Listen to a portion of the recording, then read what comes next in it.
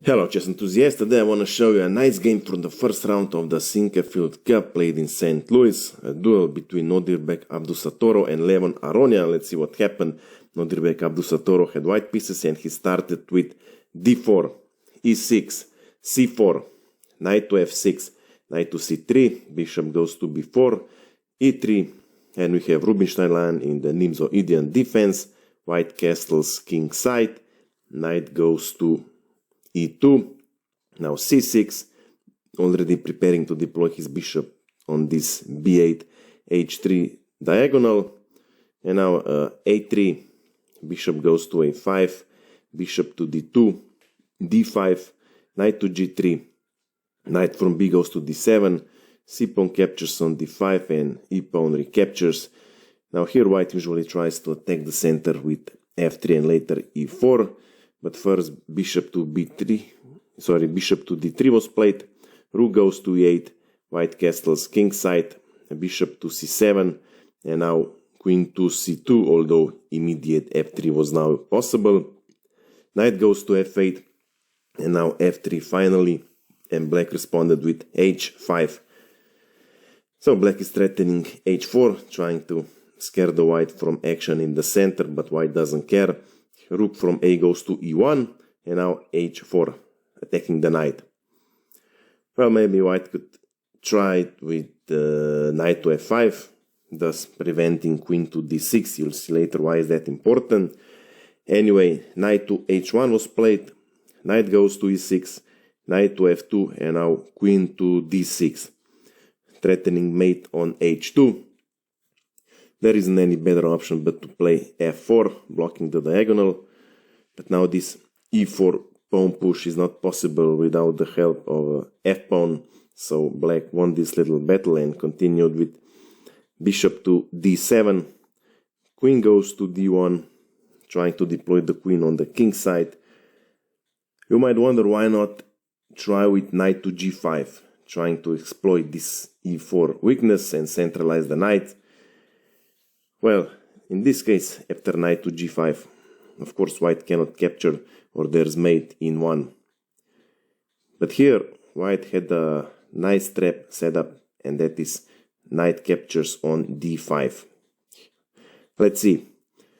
If queen captures knight on d5, then f-pawn captures on g5, as mate is no longer the threat. Queen recaptures on g5 and e4. White gets a strong center and is harassing the queen, and therefore has the edge. If c-pawn captures on d5, then bishop to b4, attacking the queen, forcing it to withdraw from this b8 h2 diagonal, and later white recaptures the knight. And if knight captures on d5, then queen to h5, and here black would have to be very careful. The correct continuation would be knight to e4. Black loses the knight but stops the attack, because if, for example, knight would go to e6, then queen to h7, check king to f8, and knight to e4, attacking the queen. The only chance is e7, but then queen to h8 mates.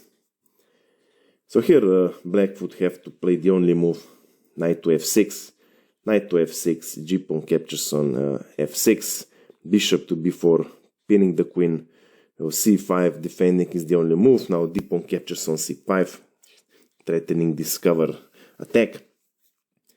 So knight would have to capture on c5, bishop to c4, threatening mate on f7, and if rook to e6, then queen h8 wins material.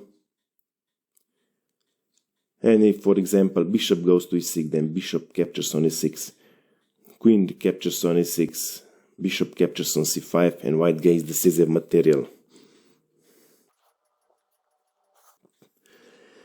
Okay, let's go back to our game.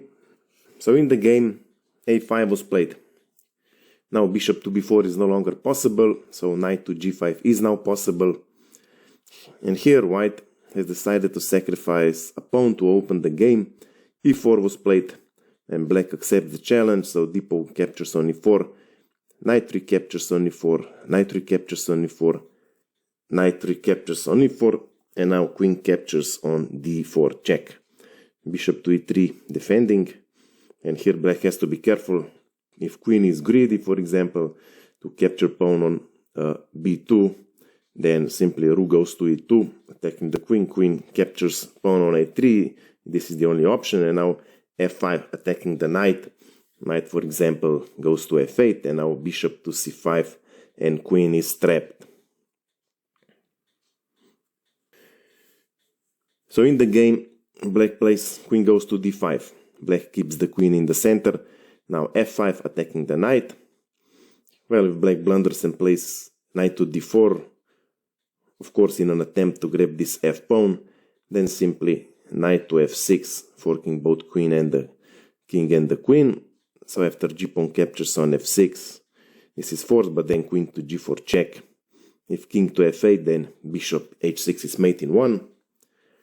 And after king to h7, then queen captures on h4 check, king to g8, queen to g4, king to h7, bishop captures on d4, rook h3 is coming, and there are many other options for white here to finish the game. So in the game, knight to f8 was played, and now queen to g4, another trap. If black queen captures defenseless bishop on d3, then knight to f6, check, bg pawn cannot capture, king goes to h8, queen to h4, and mate in the next move.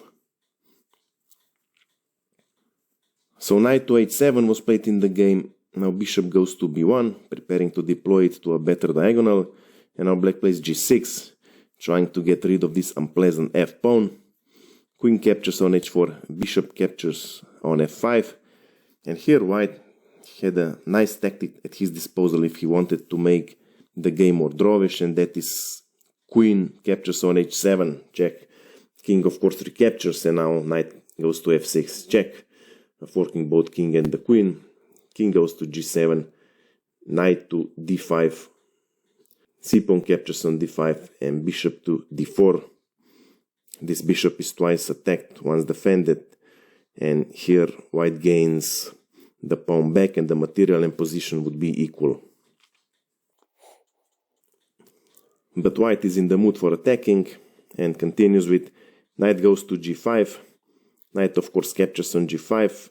Rook captures on f5. It's a nice intermediate move. If g-pawn captures, then queen to g5 check. King to f8, queen to h6. King cannot go to e-file because of discover check. So king would go back to g8, and here we would have a perpetual check and a draw. In the game, black plays queen to d6, still keeping eye on this h2 square. Queen captures knight on g5, and now rook captures bishop on e3.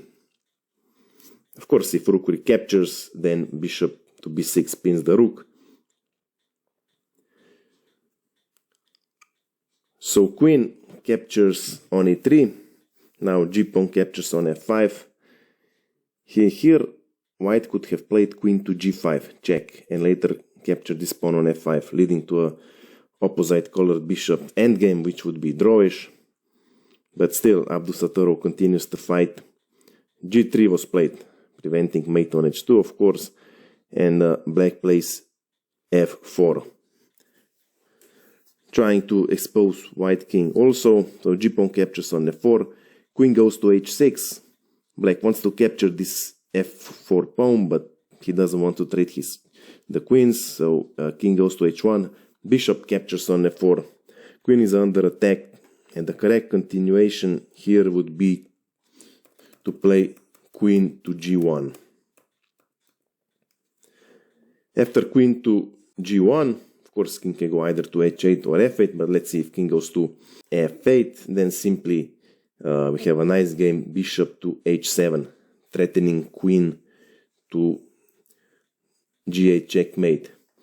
And of course, if now queen captures on h7, queen to c5 check, king cannot go to g8 because of this rook to g1. So after king to g7, queen to d4, both king and bishop is under attack. Black is a pawn up, yeah, but here white has a very good chances to draw the game.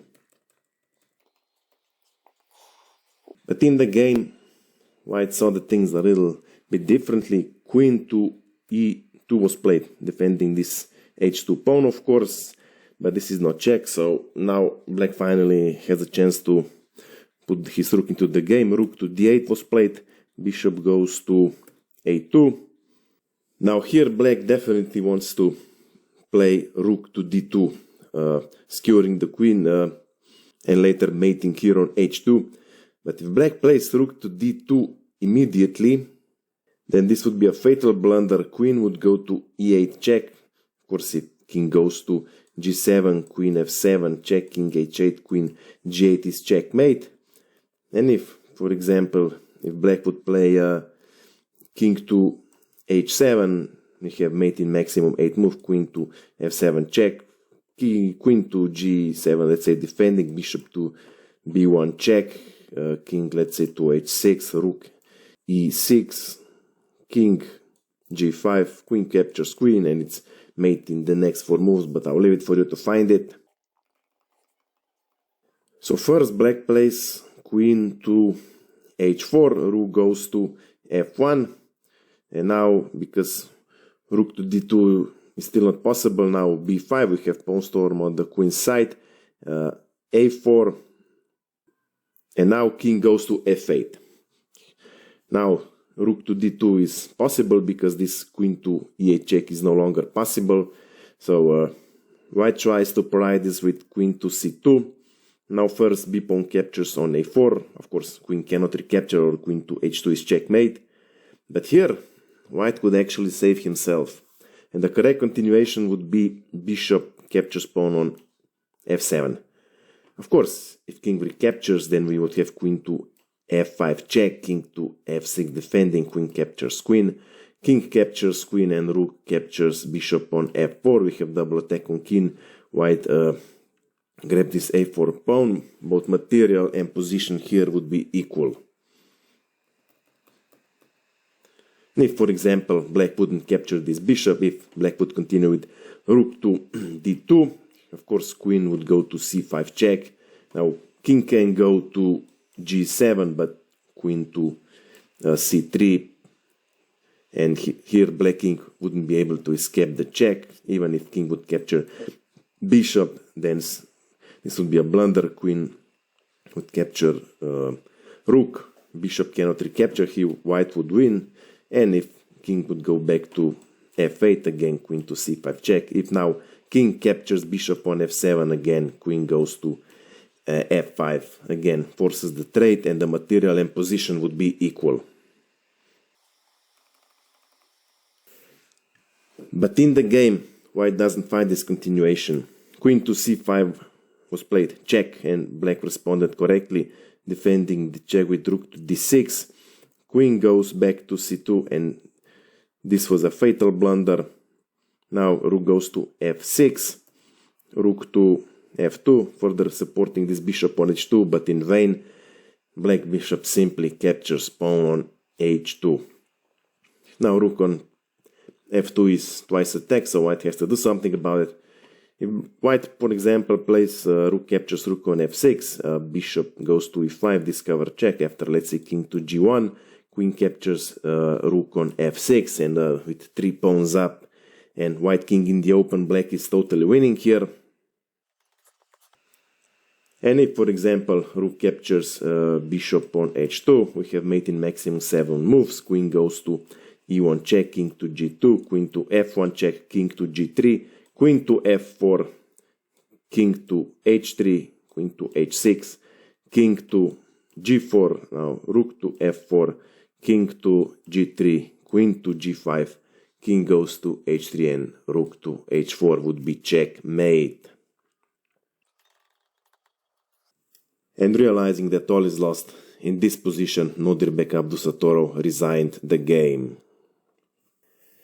So, I hope you like this game, I hope you have learned something from it. If you have any questions, my email is below in the description. Of course, I invite you to visit my Instagram page. That's it for now, and see you soon.